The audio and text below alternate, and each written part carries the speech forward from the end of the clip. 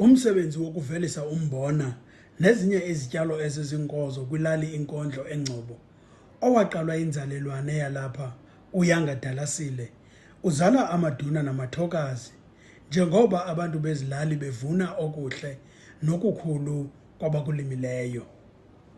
Imisebenzi kwabo bebengasebenzi nabangaphangeliyo, imali entle yentengiso yombona, amacingo okubiya, izichumisi nezityalo ezivela kurhulumente zenza ubomi babo baxhamlayo bube ngcono.